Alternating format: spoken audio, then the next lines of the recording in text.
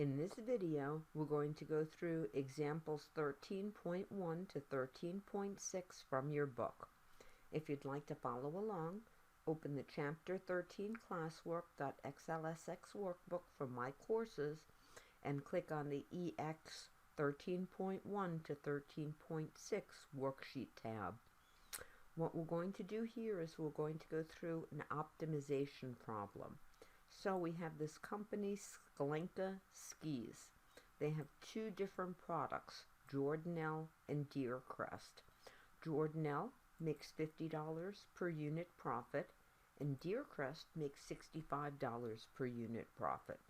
So looking at only that, in the absence of any constraints at all, so if we had infinity supply and infinity demand, what we would do is we would just sell all Deercrest, because would you rather sell a unit and make $65, or would you rather sell a unit and make $50? But now we bring constraints into the problem, and we're going to have actually three constraints. Now what we find is that when you have constraints, under the theory of constraints, you have to manage those constraints. So for example, if time is your constraint, let's say you have a choice of earning $150 for 3 hours,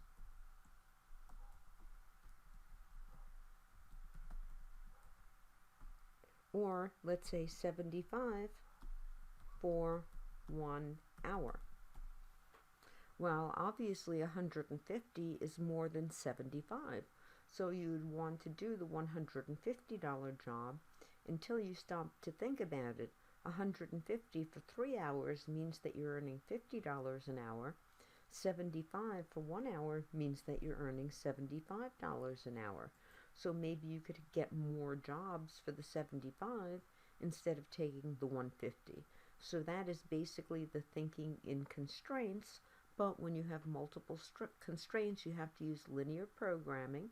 If you want to learn about how linear programming works, watch the video for examples 13.9 and 13.10, and I will apologize in advance for the length of it, but basically that's how the problem is solved. So now, here are our constraints. We have fabrication department, and there are only 84 hours available in the fabrication department. So with our Jordanelle, it takes 3.5 hours in the fabrication department to manufacture one Jordanelle, and it takes 4 hours in the fabrication department to manufacture one Deercrest. We have another department, finishing, and it takes 1 hour to manufacture a Jordanelle, and 1.5 hours to manufacture a Deercrest.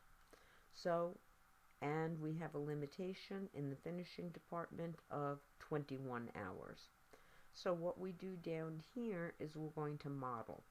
So what we don't know is what the mix is, how many to manufacture of each of them.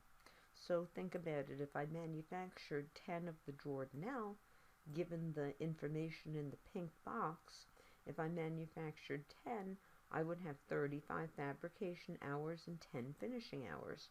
So if I put the 10 down here, you can see I have that 35 and 10. I'm just going to undo to get back to the original numbers and the quantity produced. So down here, I'll hit Control tilde so you can see the formulas, but here we're multiplying the fabrication hours for Jordanelle by the quantity of Jordanelle.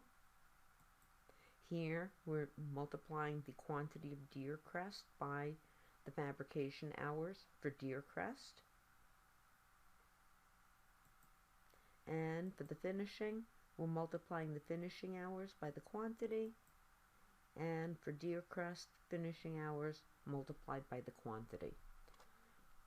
So going back, if we manufactured 3 and 2, we would have 10.5 hours of fabrication, 8 hours for Deercrest, 10.5 for Jordanelle, total of 18.5 hours, and we would be well under our limitation.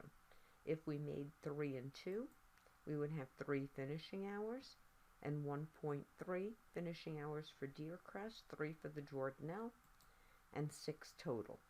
So down here we have the model, and what we're going to say over here is the total hours used in fabrication has to be less than 84, our limitation in cell D6, and the total finishing hours has to be less than our limitation in cell D7. Now we have one final constraint, which is a market mixture. They want at least twice as many Deer Crest sold as Jordanelle. So if we have twice as many Deer Crest sold as Jordanelle, then Deer Crest minus 2 times Jordanelle would either be 0 or positive.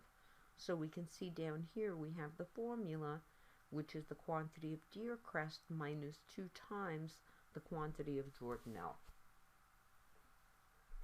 So notice that if I change the quantities, so here we have 2, if I change this to 7, which is over twice 3, notice I have a positive excess Deer Crest. If I change this to 6, which is exactly twice, I have 0, and put it back to the original number of 2, and that doesn't satisfy because there's not twice as many Deer Crest as Jordanelle. So finally we have the model, and the objective of this model is to maximize the total profit. So to do this, I'm going to click Data, and in the Analyze group you should see Data Analysis and Solver. If you do not see the solver, go to File, and then Options. On the left-hand side, click Add-ins. On the bottom, next to Manage Excel Add-ins, click Go, and make sure that that Solver add-in is checked. Now click OK, and then you should see the solver. So I'm going to click on the solver. So the first thing that we have is Set Objective, and if it doesn't say D22, just click on cell D22. So our objective in this problem is to maximize that green cell in cell D22, the total profit. So notice we could do a maximization problem. We can also do a minimization problem. So let's say we wanted to minimize the total labor hours, for example, would be a minimization problem, or minimize total costs. Or you could do a target profit and put it to a particular value. Now our changing cells are going to be the 2 that are kind of light green, which is the quantity of Jordanelle and Deer Crest. So my changing cells are going to be B14 and C14. Now I'm going to have to enter in at least 3 constraints. We're actually going to enter in some more constraints. But to enter the constraints, we're going to click the Add button on the right-hand side. So our first constraint is that the total fabrication hours used has to be less than or equal to 84, our limitation. So cell D15, which models the total fabrication hours given the quantity, has to be less than or equal to. So I'm going to click in the constraint box. Now I could type the number 84, but instead if I click on cell D6 and I change the number, I can rerun the model without having to change anything. If I typed in 84, I'd have to go into each constraint one by one and change them. So it's much easier to use the cell reference. Now if you're all done with your constraints, click OK, but we actually have at least 2 more to enter, so I'm going to click Add. Now our second constraint is for finishing. Our total finishing hours in D16 has to be less than or equal to 21. So I'm going to click in cell reference box, click in cell D16, the total finishing hours, and that has to be less than or equal to 21, which is modeled in cell D7. So D16 has to be less than or equal to D7. And we click Add because we have 1 more. Now our excess Deer Crest, which is in cell D19, If our market mixture constraint is satisfied, excess deer crest has to be 0 or greater. So our third constraint is that cell D19, or excess deer crest, has to be greater than or equal to, and this time we're just going to type the number 0. Now I'm going to click OK, but we're actually going to add one more constraint. So what our last constraint is that sometimes the computer would come up with a strange solution, like we manufacture negative 40 Jardinelle and positive 60 deer crest or something. We can't manufacture a negative number, so we want to specify that both quantities are positive. So I'm going to click Add over here in the Solver Parameters box, and I'm going to select the range B14 to C14, and I'm going to say that those are also greater than or equal to 0. Now I'm going to click OK, because I am all done with my constraints. I would also recommend a constraint which we're going to resolve at the end, because we really only can produce whole quantities. You're going to see that our answer is going to be partial quantities. So now at this point, the only thing I have to do is change my solving method from GRG, nonlinear, to simplex LP. That's linear programming. We're doing linear programming because all of our constraints are linear equations. There's no x squared or square root of x or log x, right? It's just basically numbers multiplied by x. So now all we have to do is click Solve. And it tells us that Solver has found a solution, the same solution in the book. We produce 5.25 of the Jardinelle and 10.5 of the deer crest. So notice I can either keep the Solver solution or restore original values. I can return to the Solver Parameters dialog if that's what I want. And there is some answer, sensitivity, and limit report. First, right now, we'll just choose the answer report. In a moment, we're going to rerun this model using the integer constraint. So I'm going to click OK for the answer report. And over here, I have my answer report. And we can see all sorts of different information. So my profit started at $280. And my final value is $945. I have my original value and my final value for all of my quantities, and it is not integer, so it allows partial quantities. We're going to change that in a moment. Now, these are very interesting down here, all of the constraints. So we have our first constraint, fabrication hours used.